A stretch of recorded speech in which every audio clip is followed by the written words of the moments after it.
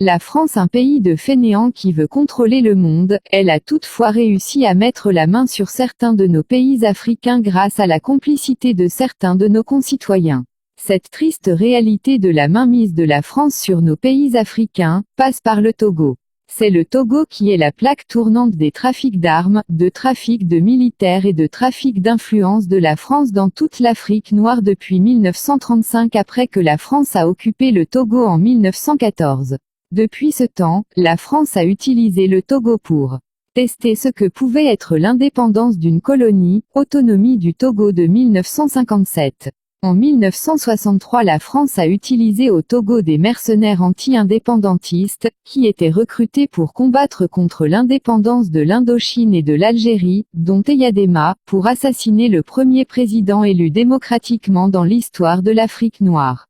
En 1987, c'est du Togo qu'est parti le commando qui a assassiné le nationaliste Thomas Sankara. Même l'ancien président ghanéen John Jerry Rawlings, avant de devenir président, avait fait la prison ici au Togo où Eyadema lui avait arraché les ongles. C'est du Togo que les armes transitaient pour nourrir les rebelles et déstabiliser l'Angola, pendant que la France et l'Occident pillaient le diamant angolais.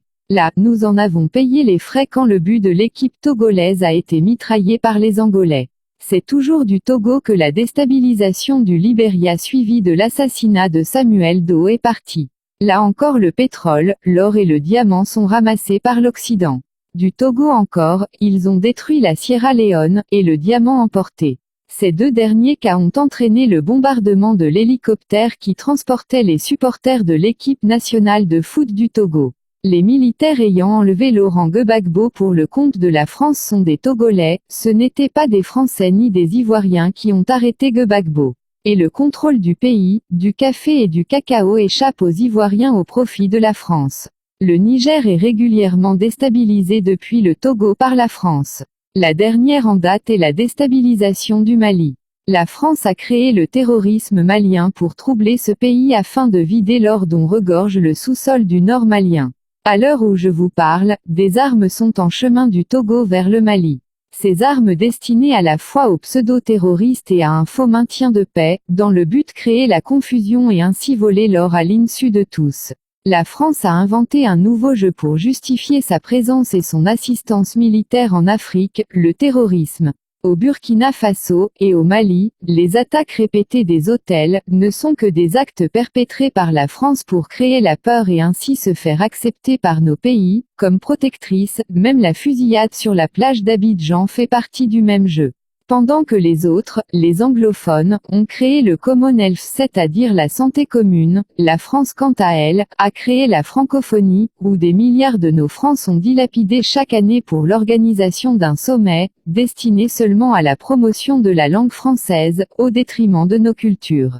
C'est pourquoi, mes chers compatriotes africains noirs, réveillez-vous. Votre malheur et votre précarité passent toujours par Lomé où il sévit un régime cinquantenaire, sanguinaire composé d'abrutis, qui tellement stupides, coupent la branche de l'arbre, sur laquelle ils sont eux-mêmes assis, à la grande joie de la France. Je vous demande donc de vous unir avec le peuple togolais pour chasser ces infâmes hors du Togo et hors de l'Afrique pour que nos pays africains noirs connaissent eux aussi le développement et l'épanouissement.